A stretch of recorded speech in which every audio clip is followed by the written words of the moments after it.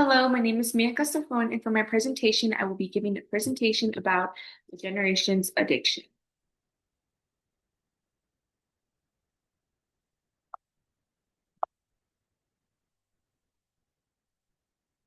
For my argument is that false perceptions of smoking are misleading as it serves as a way to defend people's unhealthy and dangerous habits. My research question is, how does the rise of e-cigarette usage set back the smoke-free movement, and how does false perception and memory loss contribute to the ongoing usage?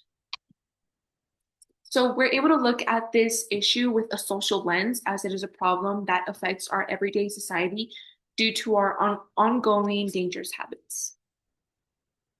So for a bit of context, smoking has been around for centuries, whether it was for profit or for entertainment.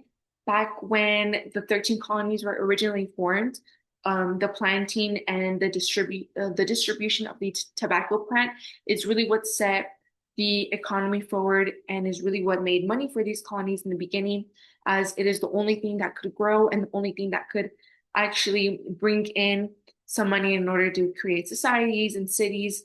So usage rose, high usage rose in the early 19th century when cigarette machines were developed and when World War One started. So when these machines were developed, mass production, bulk distributions, and the mass want for these products, it became a lot cheaper and a lot easier to get cigarettes, and it just became a very prominent social habit that everyone in society was doing. So smoking became extremely prominent in the US society as adolescents and adults were partaking in this habit. So in the war specifically, many soldiers were sent with cigarettes as they could use it as a way to escape from their current situations, which many of them were overseas and far away from their families, and as well as families back home in the US who turned to smoking as a way to cope with their families and their loved ones being so far away. So, with adolescents working as well in this industry, in the current industry with the men away, many also turned to smoking as they believed they were older and were able to use this habit in order to connect with that current generation that was simply just going through it as many people's families were away from them. So the rise of e-cigarettes really started when the targeting of young users is what led to the extreme rise. So the biggest reason as to why e-cigarettes got so popular is due to companies specifically targeting young users. So whether this meant using influencers to promote these vapes and these e-cigarettes and how much they use them, they like them, and how they want their followers to try them. This was a big way that it captivated so many young people from the current generation, and they specifically targeted young users, whether it was through social media and ads. They really wanted to seem and they wanted to market to the market of the current generation. So this meant them making flavors and colorful and exotic vape shapes and designs that could really connect the current generation, whether it was fruity flavors or vapes with um, cool designs or games on them, or just looked appealing to the eye, which was appealing to a child, appealing to a kid, just like a cool little toy that they can have and they can seem older with it. So they were also able to push the narrative that e-cigarettes and vaping was not as harmful as traditional cigarettes, as many traditional cigarette companies have already been losing money over the years, as many people are aware of the dangerous, harmful effects that they have on people, as now people have developed lung cancer or throat cancer. All of them know about the traditional cigarette effects, though many of them think vaping will not affect them the same way, though they will affect them even more or just the same.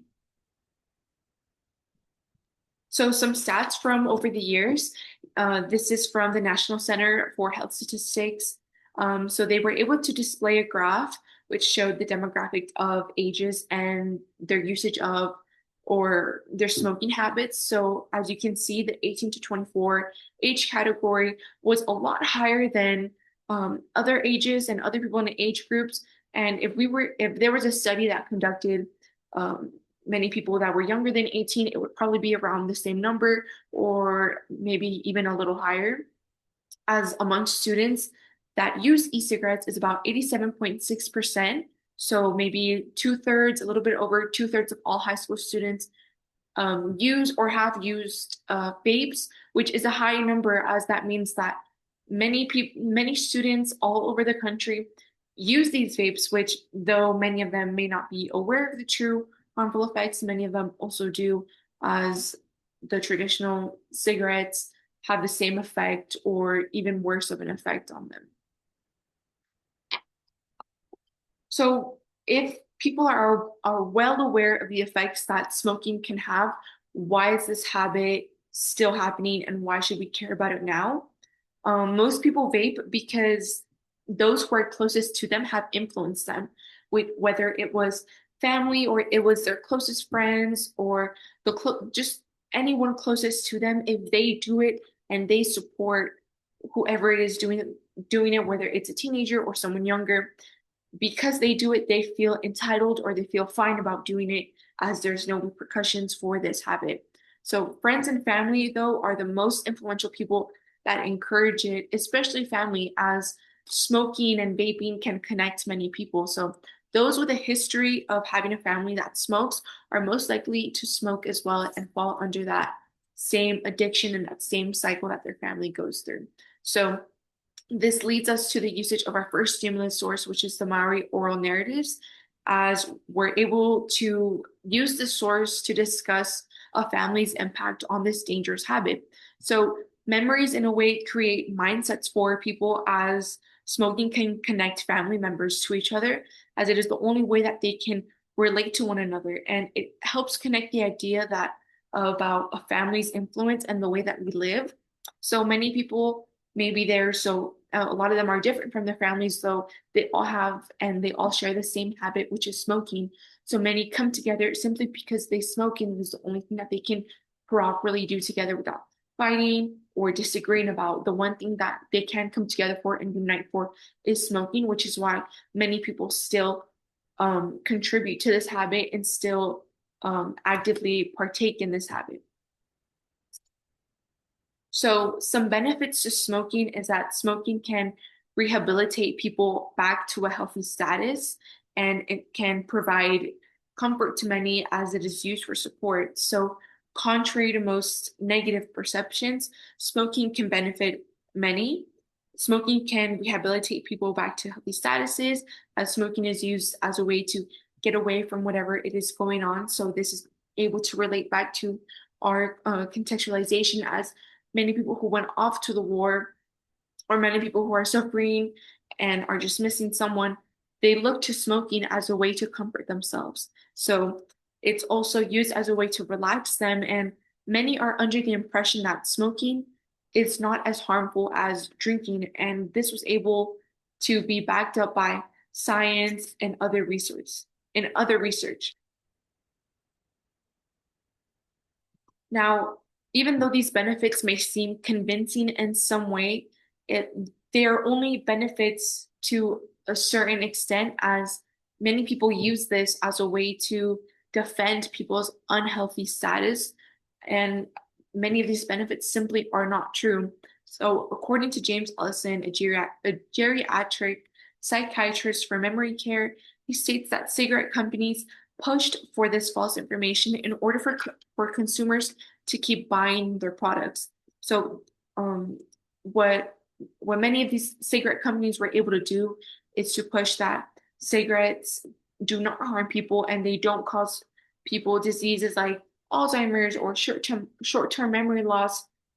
And the only way that this could be supported is that the more they smoke, it's the shorter time that many people have to live and the shorter time that people have to experience these diseases. Though, if you quit sooner, though you were still an active smoker, you are still more than likely going to get these harmful diseases, whereas still contributing to the ongoing usage, these habits will just ultimately kill you faster and basically take you apart and ruin your health before you even know it, without even having a chance to rehabilitate or get better from this unhealthy habit.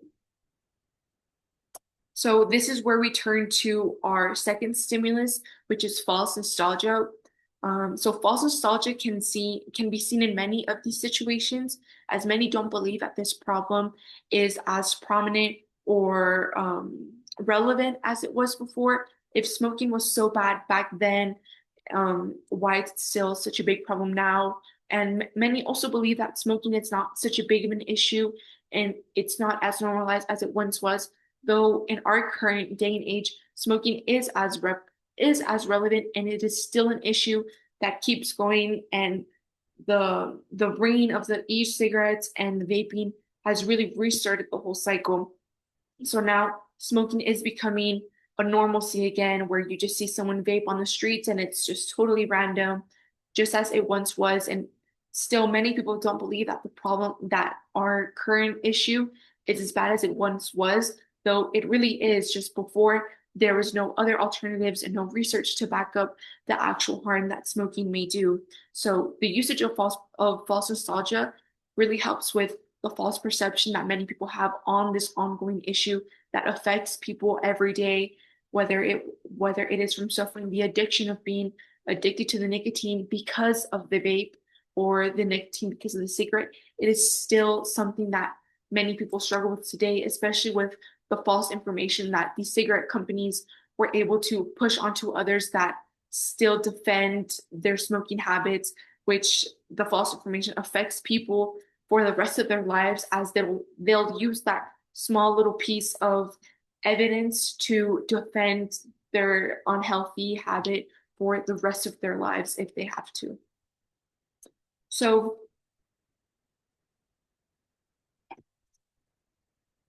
some solutions could be that though this habit will be extremely difficult to overcome, having the government get more involved to limit these dangerous products from reaching the youth will be a really great thing.